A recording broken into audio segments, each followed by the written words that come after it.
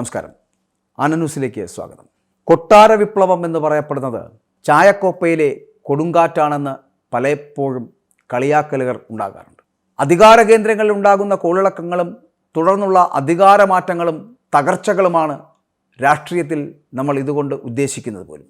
പലപ്പോഴും അറിയാമല്ലോ, കൊട്ടാര വിപ്ലവം എന്ന് പറയപ്പെടുന്നത് നമുക്കറിയാം. കൊട്ടാര വിപ്ലവം ഉണ്ടാകുമ്പോൾ, അതായത് ഒരു കൊട്ടാരത്തിനുള്ളിൽ തന്നെ അത്തരത്തിലുള്ള വിപ്ലവങ്ങൾ ഉണ്ടാകുമ്പോൾ ചായക്കോപ്പയിലെ കൊടുങ്കാറ്റാണ് എന്ന് പലപ്പോഴും കളിയാക്കാറുണ്ട്.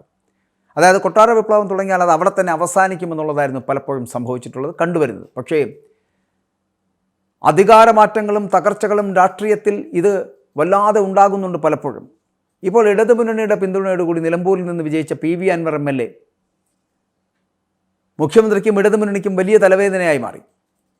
തലവേദന എത്ര നാൾ തുടരുമെന്ന് ആണ് ജനത്തിന് അറിയേണ്ടിയിരുന്നത്. മുഖ്യമന്ത്രി, CPM സംസ്ഥാന ജനറൽ സെക്രട്ടറി MV ഗോവിന്ദൻ, CPIയുടെ സംസ്ഥാന സെക്രട്ടറി ബിനോയ് വിശ്വം എന്നിവരുടെയൊക്കെ വാക്കുകൾ വായിച്ചു നോക്കിയാൽ അൻവറിന് ഇടതുപാളയം ഒരിക്കലും ഇടം കൊടുക്കില്ല എന്നുള്ള തരത്തിലേക്ക് എത്തിക്കഴിഞ്ഞു. പക്ഷെ അങ്ങനെ അൻവറിനെ പുറത്താക്കിയ സാഹചര്യത്തിൽ ഇനി അൻവർ എങ്ങോട്ടാണ് എന്നുള്ള ചിന്ത അൻവറിന് തന്നെയുണ്ട്.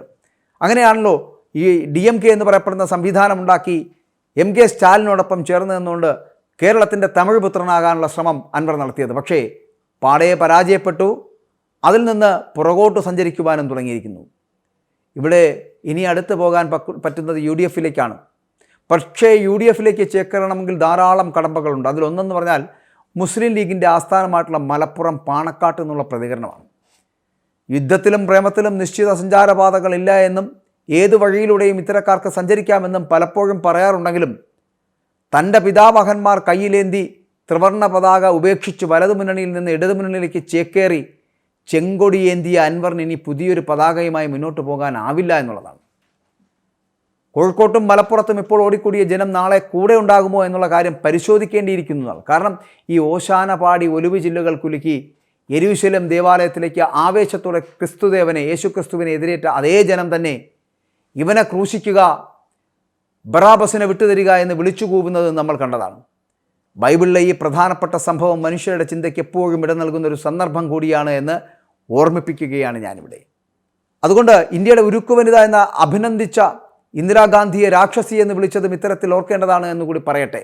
കേരളത്തിൽ R ശങ്കർ മുഖ്യമന്ത്രി ആകാതിരിക്കുവാൻ പട്ടം താണുപിളയെ മുഖ്യമന്ത്രിയാക്കിയവർ തന്നെ പിന്നീട് അദ്ദേഹത്തെ ആന്ധ്ര ഗവർണറാക്കി നാടുകടത്തിയത് നമ്മൾ കണ്ട കാഴ്ചയാണ്. തുടർന്ന് വന്ന R ശങ്കർ മന്ത്രിസഭ അധികനാൾ അധികാരത്തിലിരുന്നില്ല എന്നുള്ളതും നമ്മൾ കണ്ടതാണ്. ഏതാണ്ട് അതേ രാഷ്ട്രീയ മുന്നേറ്റം, അത്തരത്തിലുള്ള അതേ രാഷ്ട്രീയ മുന്നേറ്റമാണ് കേരളത്തിൽ ഇപ്പോൾ നടക്കുന്നത് എന്ന് പറയേണ്ടിയിരിക്കുന്നു. UDFും LDFും മാറി മാറി അധികാരത്തിൽ വന്നിരുന്ന കേരളത്തിൽ ഒന്നിനു പുറകെ ഒന്നായി 2 ടേമുകൾ അധികാരത്തിലേറി പിണറായി വിജയൻ ചെങ്കൊടി പാറിച്ചിരിക്കുന്നു. സൂര്യപ്രഭയോടെ പിണറായിയെ കണ്ടിരുന്നവർ പിന്നീട് സൂര്യഗ്രഹണത്തിന് കോപ്പുകൂട്ടി എന്ന് വേണമെങ്കിൽ പറയാം. രാഷ്ട്രീയത്തിൽ പ്രത്യേക ശത്രുവോ മിത്രമോ ഇല്ല എന്ന് പറയുമ്പോഴും ഇടതുപാളയത്തിൽ നിന്നിരുന്ന പലരും ഒരു സുപ്രഭാതത്തിൽ വലതു മുന്നണിയിലേക്ക് എത്തിയിട്ടുണ്ട് എന്നുള്ളതാണ്. അതുപോലെ തിരിച്ചും ഇനി അൻവറിന് എത്തിച്ചേരാൻ ഇനി ഏത് പാളയമാണ് ഒരുക്കി വച്ചിരിക്കുന്നത് എന്നുള്ള ചോദ്യം മാത്രമാണ് ബാക്കിയാകുന്നത്. അത് കാത്തിരുന്ന് കാണേണ്ടതുമാണ്. പക്ഷേ അൻവറിൻ്റെ ഒരു രാഷ്ട്രീയ വനവാസത്തിലേക്കുള്ള യാത്രയാണോ ഇതെന്ന് ചിന്തിക്കേണ്ടിയിരിക്കുന്നു. വളരെ മുൻവിധികളോടുകൂടി തന്നെയാണ് അൻവർ മുഖ്യമന്ത്രിക്കെതിരെ കരുനീക്കം നടത്തിയത് എന്നുള്ള കാര്യത്തിൽ സംശയമില്ല. അൻവറിൻ്റെ ആദ്യത്തെ വെടി MR അജിത് കുമാറിന് നേരെ പൊട്ടിച്ചപ്പോൾ തന്നെ അൻവറിന് വലിയ പ്രതീക്ഷയായിരുന്നു. കാരണം മുഖ്യമന്ത്രി മാറോട് ചേർത്ത് പിടിച്ച് മുൻപോട്ട് കൊണ്ടുപോകുമെന്നുള്ള വല്ലാത്ത പ്രതീക്ഷ. പക്ഷേ അത് പാടെ തകരുന്ന കാഴ്ചയാണ് നമ്മൾ കണ്ടത്.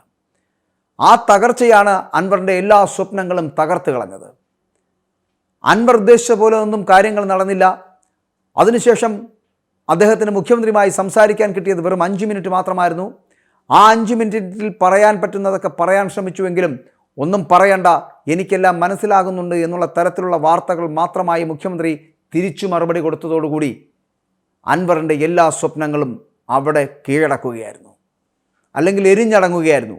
പിന്നീട് അൻവറിന് എങ്ങോട്ട് പോകണമെന്ന് പോലും അറിയില്ല. UDFിലേക്കോ കോൺഗ്രസിലേക്കോ മുസ്ലിം ലീഗിലേക്കോ ചേക്കേറാൻ കഴിയാത്ത വണ്ണം അദ്ദേഹത്തിന് കുരുക്കുകൾ കൂടുതലായിരുന്നു. പിന്നെ അദ്ദേഹം കരുതി വച്ചിരുന്ന ഇടമെന്ന് പറയപ്പെടുന്ന DMK ആണ്. ആ DMKയോടൊപ്പം നിന്ന് ഇടതുപാളയത്തിലേക്ക് എത്താമെന്നത് തന്നെയായിരുന്നു അൻവറിൻ്റെ പ്രതീക്ഷ. അവിടെയും CPM പുറത്താക്കിയ അൻവറിനെ സ്വീകരിക്കാൻ എന്തുകൊണ്ടോ DMK തയ്യാറായില്ല. അതോടുകൂടി അൻവറിൻ്റെ രാഷ്ട്രീയ പ്രവേശവും ഒപ്പം തന്നെ രാഷ്ട്രീയ വനവാസവും ഒരേ ദിവസമായി. ഇനി എന്താണ് ചെയ്യേണ്ടതെന്ന് അറിയാതെ എങ്ങോട്ടാണ് പോകേണ്ടതെന്നറിയാതെ പുതിയ പാർട്ടി ഉണ്ടാക്കി മുന്നോട്ട് പോകണമോ, അതോ തിരികെ LDFിലേക്ക് എത്തുവാനുള്ള മാർഗങ്ങൾ ചെയ്യണമോ, അതുമല്ലെങ്കിൽ മുസ്ലിം ലീഗിനോടൊപ്പം ചേർന്ന് നിന്നുകൊണ്ട് രാഷ്ട്രീയം ഇനിയും കളിക്കണമോ എന്നതിനെക്കുറിച്ചൊക്കെ അൻവർ ചിന്തിക്കേണ്ടിയിരിക്കുന്നു. രാഷ്ട്രീയത്തിൽ എന്തും സംഭവിക്കാം. രാഷ്ട്രീയത്തിൽ ഒരിക്കലും അങ്ങനെ സ്ഥായിയായിട്ടുള്ള ശത്രുക്കളോ മിത്രങ്ങളോ ഇല്ല എന്നുള്ളത് കൊണ്ട് തന്നെ അൻവറിൻ്റെ രാശിയും തെളിയും.